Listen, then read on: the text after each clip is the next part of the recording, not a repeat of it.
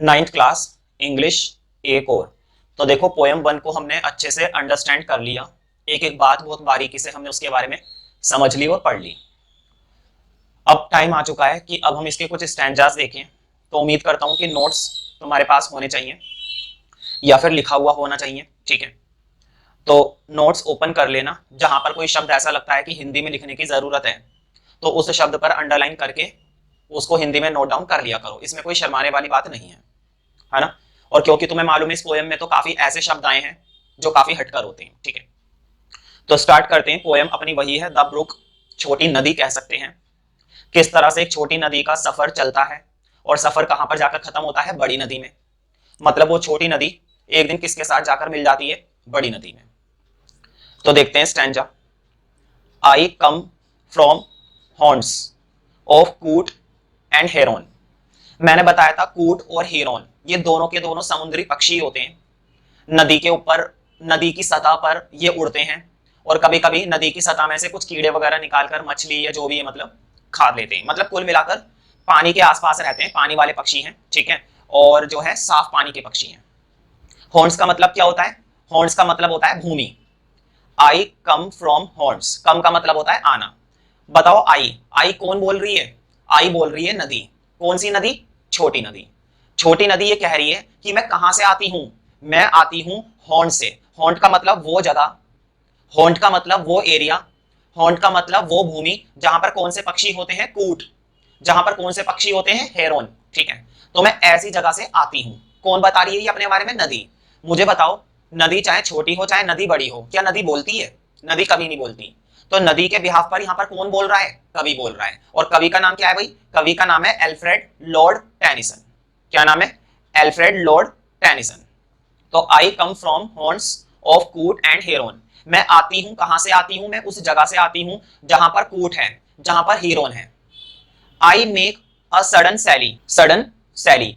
सैली का मतलब क्या होता है, देखो इसको शैली नहीं बोलेंगे, सैली ही बोलेंगे। सैली का मतलब, जैसे एक एग्जांपल देता हूं, मान लो, मान लो ये मार्कर है, मान लो ये मार्कर है और कहीं से ना पानी तेजी से बहता हुआ आ रहा है, कहीं से पानी बहकर आ रहा है। जब वो पानी बहकर आएगा और वो पानी इस पर टकराएगा, अचानक से एक छोटी सी आवाज निकलेगी ना पानी के टकराने की, मतलब टिमटिमाहट सी, है ना। पानी की तो आवाज तुम्हें पता ही है, जैसे पानी ग्लास में डलता है ना, तो टैप ऑन करते हैं, जब हम टैप ऑन करते हैं तो ग्लास में पानी भरता है, तो पानी गिरने की कैसी आवाज आती है, ऐसी आवाज क्या कहलाती है, सैली। जब पानी किसी से टकरा रहा है, और तुम्हें मालूम है ना जब नदी बहती है तो पानी टकराता है, रास्ते में जो भी आएगा, पत्थर आएगा उससे पानी टकराएगा, अगर कुछ और चीज है, मान लो पेड़ पौधा भी आ रहा है बीच में, तो पानी टकराएगा। तो ये कह रही है आई मेक अ सडन सैली, मैं अचानक से सैली करती हूं। सैली मतलब आवाज करती हूं, कैसी आवाज, टकराने की आवाज। And sparkle out among the fern. Fern का मतलब होता है छोटे पौधे, FERN का मतलब क्या होता है, छोटे पौधे। तो ये कह रहा है, ये कह रही है कि मैं छोटे पौधों के बीच चमकती हूँ। स्पार्कल का मतलब क्या होता है, चमकना। और फन का मतलब छोटी छोटे पेड़ पौधे, छोटी छोटी डालियां।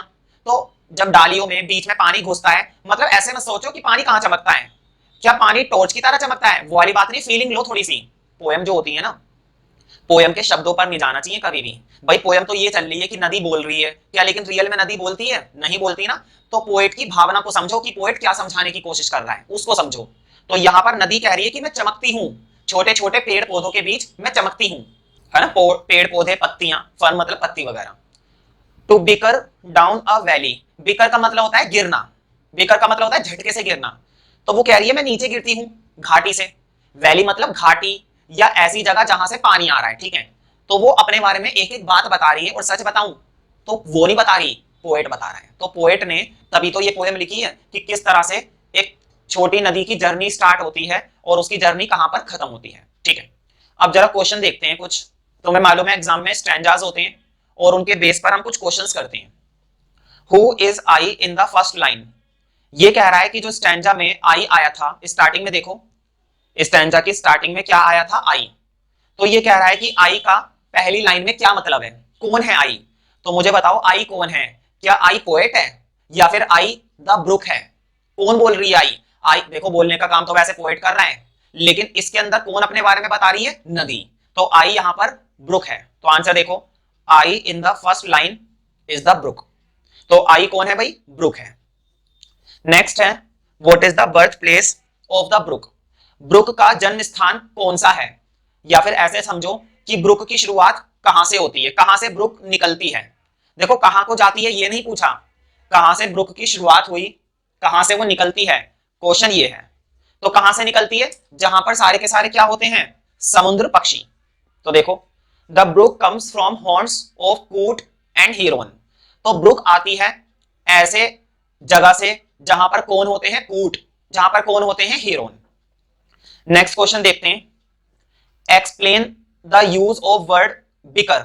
इसको हम क्या पढ़ेंगे, बिकर बोलेंगे या बाइकर, ठीक है। इन द लास्ट लाइन, तो बिकर का क्या मतलब है, तो बिकर का मतलब मैंने बताया था गिरना, बिकर डाउन मतलब गिरना। मुझे बताओ जब कोई चीज ऊपर से नीचे की तरफ गिरेगी, ऐसा लगता है ना कि किसी ने किसी के ऊपर वार कर दिया। जैसे कि मान लो नीचे कोई बच्चा बैठा हुआ है और मैं ये मारकर फेंक दूं उसके सर पर, तो ऐसा नहीं लगेगा कि मैंने उस पर क्या कर दिया, वार कर दिया, लड़ाई झगड़ा कर दिया, है ना। तो यहां पर बिकर का मतलब थोड़ा इस सेंस में भी समझो कि जैसे ही नदी ऊपर से नीचे गिरती है, घाटी से नीचे गिरती है, तो ऐसा लगता है कि वो नदी नीचे की जगह पर क्या कर रही है, झगड़ा कर रही है, प्रहार कर रही है। ऊपर से पानी गिरा और उस पानी ने नीचे वाली जगह पर झगड़ा शुरू कर दिया, क्वेरल, है ना, शोर मचाना। तो देखो bicker means to quarrel, quarrel का मतलब यही होता है, कहते नहीं है डोंट क्वेरल ईच अदर, आपस में झगड़ा मत करो, आपस में बहस मत करो। तो क्वेरल का मतलब क्या है यहाँ पर, कि नदी क्या कर रही है, झगड़ा कर रही है, लेकिन रियल में नदी झगड़ा कर नहीं रही है। पोएट ने बताने की कोशिश करी है कि किस तरह से पानी नीचे गिरता है, और वो है ना, देखो पोयम है, तुम सोचोगे कि क्या क्या बोले जा रहे हो, क्या समझाए जा रहे हो, कि नदी झगड़ा कर रही है, हमें तो समझ में। देखो पोयम के अंदर क्या होता है, पोएट की ये थिंकिंग होती है। जैसे कि एग्जांपल देखता हूं, मैं इस मार्कर से पढ़ाता हूं, अब मेरे लिए तो ये पढ़ाने की चीज है। अब पोएट कैसे देखेगा, पोएट देखेगा किस तरह से एक मार्कर का जीवन, पूरी लाइफ बच्चों को पढ़ाने में लिखने में चलता रहता है, किस तरह से इसकी निप रोजाना कितने ही शब्द लिखती होगी, किस तरह वो क्या दिन होगा जब इस मार्कर ने पहला शब्द लिखा होगा। तो देखो हमारे लिए सिर्फ एक ये मार्कर है, लेकिन पोएट के लिए ये मार्कर की दुनिया है, पोएट के लिए ये मार्कर की लाइफ है। तो पोएट जो होते हैं ना, साइकोलॉजिस्ट होते हैं, गहरी सोच रखने वाले लोग पोएट कहलाते हैं। हर कोई पोएट नहीं बनता, बहुत ही ज्यादा मेहनत के बाद और बहुत ही ज्यादा सोच विचार के बाद तैयार होता है एक कवि। और कवि जब कोई पोयम लिखता है तो जिस व्यक्ति को उसकी पोयम अच्छे से समझ में आ जाए तो वो भी कुछ कम नहीं होता। तो देखो मैं तो भाई टीचर हूं, मेरी तो बात रहनी, तो मैं तो हर पोएम को डीपली ही पढ़ाऊंगा, और तुम बोलोगे कि एक शब्द पर खूब समझाओ, तो मैं एक शब्द पर 1 घंटे तक समझा सकता हूं, इतनी कैपेसिटी होती है मुझे पोएम्स एक्सप्लेन करने की। तुम्हें भी लगेगा कि आप कहां की बात को कहां ले गए। तो देखो क्वेरल का मतलब यहां पर ये बिल्कुल नहीं है कि वो लड़ाई झगड़ा कर रही है, लेकिन इस सेंस को थोड़ा समझो कि जब पानी ऊपर से नीचे गिरता है तो ऐसा लग रहा है कि पानी ने किसी के ऊपर प्रहार करा है, झगड़ा शुरू कर दिया। तो टू क्वेरल, तो बिकर का मतलब यहां पर टू क्वेरल, झगड़ा करना। हिंदी में लिख लिया करो शब्द अगर लिखना चाहते हो तो, वरना मैं क्लास में पूछूंगा और अगर नहीं बता पाए तो फिर तुमको प्रॉब्लम हो सकती है। वेन पीपल क्वेरल, जब लोग क्वेरल करते हैं, झगड़ा करते हैं, अब ये लोगों की बात कर रहा है, जब लोग झगड़ा करते हैं या बहस करते हैं, they loudly shout at each other, तो वो एक दूसरे को ऊंची आवाज में चिल्लाते हैं। भाई झगड़ा ऐसे ही होता है, बताओ क्या ऐसे झगड़ा होता है, मारूंगा, मान जाना मारूंगा, ऐसे होता है झगड़ा? नहीं, झगड़ा होता है चिल्लाकर, झगड़ा होता है एक दूसरे को उल्टा सीधा बोलकर, ऊंची आवाज में। The poet has used this word to convey that brook makes a lot of noise. यहां पर पोएट ने इस शब्द को इस्तेमाल इसलिए करा है ताकि वो हमको ये कन्वे करा सके, कन्वे का मतलब होता है समझाना, ताकि वो हमको ये समझा सके कि किस तरह से जो ब्रुक है वो लॉट ऑफ नॉइज क्रिएट करती है, बहुत ज्यादा क्या मचाती है, शोर। As it flow down a valley, जब वो घाटी से नीचे गिरती है ना। अभी अभी मैंने एग्जांपल लेकर बताया ना कि किस तरीके से पानी जब गिलास में डलता है तो आवाज आती है, पानी जब कहां डलता है, ग्लास में, तो क्या आती है, आवाज आती है। तो जब पानी ग्लास में डलता है किस तरह से शोर मचाती है, और घाटी से जब पानी नीचे गिरता है तो कैसे शोर मचाती है, इसलिए पोएट ने ये शब्द इस्तेमाल करा क्वेरल। उम्मीद करता हूं समझ में आ गया होगा, शॉर्ट क्वेश्चन भी बन जाता है और स्टैंजा में भी आ जाता है। नेक्स्ट क्वेश्चन देखते हैं, D, why does the brook bicker down a valley. तो देखो अब यही क्वेश्चन है कि जो ब्रुक है वो वैली से नीचे क्यों गिरती है, या फिर ऐसे समझो कि वैली से नीचे गिरते हुए वो शोर क्यों मचाती है। वैली का मतलब घाटी या कोई पहाड़ी, ठीक है। द हिली टेरन, टेरन का मतलब होता है इलाका। Underline that particular word and you must write the Hindi word for the word terrain. तुम्हें एक हिंदी का शब्द जरूर लिखना चाहिए इस टेरन शब्द के लिए, ठीक है। हिली का मतलब होता है पहाड़ी और टेरन का मतलब होता है इलाका। देखो हिली का मतलब क्या होता है, हिली का मतलब होता है पहाड़ी, और टेरन का मतलब क्या होता है, TERRAIN, टेरन का मतलब होता है इलाका।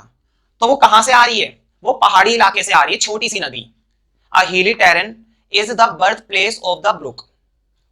जो पहाड़ी इलाका है बेसिकली वो क्या है, वो बर्थ प्लेस है, किसका बर्थ प्लेस है, द ब्रुक का। When the water flow over such a terrain, जब पानी बहता है इस इलाके में, इस तरह के इलाके में या पहाड़ियों में जब पानी बहता है, it creates a lot of noise, ये बहुत शोर मचाता है। तुम्हें मालूम ही है, तुमने कभी समुद्र तो खैर रियल में शायद ही देखे होंगे, इतना शोर मचता है पानी का, वो तो खैर चलो समुद्र है, लेकिन छोटी नदी में भी कोई कम शोर नहीं मचता, बहुत शोर मचता है। कभी गौर से देखना, ऊपर टंकी होती है ना, टंकी, पानी की टंकी, उसमें जब हम मोटर चलाते हैं तो पानी भरता है टंकी में, और कान लगाना टंकी से तो उसमें भी कितना शोर मचता है। सोचो एक छोटी सी टंकी जो हमारे घर में रखी हुई है सबके, उसमें इतना शोर है, तो सोचो नदी में कितना शोर होगा। तो इसीलिए पोएट ने यहां पर क्या शब्द इस्तेमाल करा है, बिकर। बिकर मतलब क्वेरल, शोर मचाना, झगड़ा करना। So this noise is represented by beaker, और इसीलिए ये बोला गया है कि जो नदी है वो शोर मचाती है। तो देखो सी पार्ट और डी पार्ट तुम्हें सेम लग रहा होगा, लेकिन सेम है नहीं। सी में सिर्फ ये बोला था कि बिकर का क्या मतलब है, और डी में ये बोला जा रहा है कि वो शोर मचाती ही क्यों है, शोर मचाती ही क्यों है। ठीक है, नेक्स्ट स्टैंजा देखते हैं। बाय 30 हिल्स, 30 पहाड़ियों से, आई हरी डाउन, मैं तेजी से गिरती हूं। हरी का मतलब तेजी से, और डाउन का मतलब नीचे। कौन बोल रही है फिर से, मैं बोल रहा हूं, नहीं, ब्रुक बोल रही है। कौन बोल रही है, छोटी नदी। तो छोटी नदी कह रही है कि मैं 30 पहाड़ियों से नीचे गिरती हूं, और स्लिप बिटवीन द रिजेस, और मैं स्लिप होती हूं, मैं फिसलती हूं, मैं स्लिप होती हूं, मैं फिसलती हूं। ठीक है, बिटवीन द रिजेस, रिजेस का मतलब क्या होता है, ढलान, ढलान होता है ना। बताओ ढलान अगर ऐसा होगा तो पानी नीचे की तरफ गिरेगा, है ना, हमेशा पानी कहां की तरफ जाता है, ढलान की तरफ जाता है। ठीक है, रिजिस का मतलब ढलान, पहाड़ियों के बीच बीच में गैप होता है ना, ढलान होते हैं, तो वो चीज। बाय 20 थोर्प, थोर्प का मतलब होता है, थोर्पी बोलते हैं इसको, थोर्पी या थोर्पी। तो थोर्प का मतलब होता है गांव या देहाती इलाका। देहाती इलाका होता है ना, गांव वगैरह होते हैं, खेत खलियान होते हैं, झुग्गी झोपड़ी होती है, देहाती इलाका। ठीक है, तो मैं 20 देहाती इलाकों से आती हूं। लिटिल टाउन, लिटिल का मतलब होता है छोटा, और टाउन का मतलब होता है कस्बा। क्या बोलते हैं, कस्बा। तो छोटे कस्बे से होते हुए, 30 पहाड़ियों से होते हुए, ढलान से होते हुए, है ना, मैं आती हूं। एंड हाफ 100 ब्रिजेस, और कितने पुल से होकर आती हूं, हाफ 100। बताओ 100 का हाफ कितना होता है, 50। 50 पुलों से होकर आती है ये। कौन, बताओ, 50 पुलों से। हाफ 100 का मतलब क्या है, 100 का हाफ, 50 पुलों से होकर गुजरती है ये। कौन, ब्रुक। और अपने बारे में बता रही है। सच बताऊं तो ये नहीं बोल रही, इसके बिहाफ पर कौन बोल रहा है, पोएट। और बोल नहीं रहा, लिख रहा है। क्वेश्चन देखते हैं, A part. Describe the movement of the brook as it flow through the hills. तो ब्रुक किस तरह से मूवमेंट करती है, as it flow through the hills, जब वो पहाड़ियों से बहती है। फ्लो का मतलब होता है बहना, और थ्रू का मतलब किसी के माध्यम से। तो ये कहां से होकर आती है, पहाड़ियों से। तो जब वो पहाड़ियों से होकर आती है तो कैसे कैसे मूवमेंट करती है, कैसी कैसी हरकत करती है, वो हमें बताइए। When the brook flow through the hills, जब ब्रुक बहती है पहाड़ियों से होते हुए, इट हरीज डाउन, वो तेजी से नीचे की तरफ फिसलती है। स्लिप्स का मतलब अभी मैंने बताया था, स्लिप्स का मतलब होता है फिसलना। तो वो तेजी से नीचे की तरफ क्या होती है, फिसलती है। ठीक है, कहां से फिसलती है, पहाड़ियों से। तो वो तेजी से नीचे की तरफ फिसलती है, बिटवीन द रिजेस, ढलान में। नॉइजली, नॉइजली का मतलब शोर मचाते हुए, कहते नहीं है डोंट मेक अ नॉइज, शोर मत मचाइए। नेक्स्ट क्वेश्चन देखते हैं। Name the things which come its way till the brook flow to its destination. उन उन चीजों के नाम बताइए जो उसके रास्ते में आते हैं। किसके रास्ते में, मेरे, नदी के रास्ते में। और जब तक वो अपनी डेस्टिनेशन पर पहुंच नहीं जाती, द ब्रुक। डेस्टिनेशन का मतलब होता है अंतिम स्थान। मेट्रो में जाते होंगे, तुम्हें वहां पर दिखाई देता होगा डेस्टिनेशन, गंतव्य स्थान, है ना। वो कुछ ज्यादा ही हार्ड हिंदी है, उसकी जगह तुम ये बोल सकते हो अंतिम स्थान। मतलब फाइनली वो मेट्रो कहां तक जाएगी, दैट इज कॉल्ड गंतव्य स्थान, डेस्टिनेशन, है ना। तो यहां पर नदी का डेस्टिनेशन क्या है, नदी का डेस्टिनेशन है बड़ी नदी। छोटी नदी अंत में कहां पर मिलेगी, बड़ी नदी में। तो देखो ये यही कह रहा है कि छोटी नदी जब तक अपने डेस्टिनेशन तक पहुंच नहीं जाती, हमें बताइए वो कौन कौन सी चीजें हैं जो उसके रास्ते में आती हैं। Till the brook flow into its destination 30 hills. तो जब तक ब्रुक, टिल का मतलब होता है जब तक, जब तक ब्रुक अपने डेस्टिनेशन तक बहती है तो उसके रास्ते में आती हैं 30 पहाड़ियां, 20 गांव और एक छोटा कस्बा। लिटिल टाउन मतलब छोटा कस्बा, टाउन मतलब कस्बा, एंड 50 ब्रिजेस और 50 पुल कम इट्स वे। तो इतनी सारी चीजें उसके रास्ते से होकर गुजरती है, या फिर ये बोलो कि वो इन चीजों से होकर गुजरती है। वो चीजें थोड़ी ना गुजरती है इसके रास्ते से, ये गुजरती है उनके रास्ते से। लास्ट देखते हैं, व्हाट इज इट्स डेस्टिनेशन। तो उसकी डेस्टिनेशन क्या है, तो तुम्हें मालूम है उसकी डेस्टिनेशन क्या है, बड़ी नदी। Its destination is the brimming river. Brimming river मतलब फुल भरी हुई नदी, किनारे तक भरी हुई नदी, जिसमें जरा भरा सा पानी नहीं है, लबालब पानी है, कोई अगर आ जाए तो डूब जाए, इतना पानी है उसमें। Which it joins at last, जिसको ये ज्वाइन कर लेगी या कर लेती है आखिर में। तो देखो किस तरह से बहुत ही सिंपल और इजीली हमने इस पोएम को एक्सप्लेन कर दिया, और बहुत ही ज्यादा टेक्निकल शब्द इस पोएम में आए थे।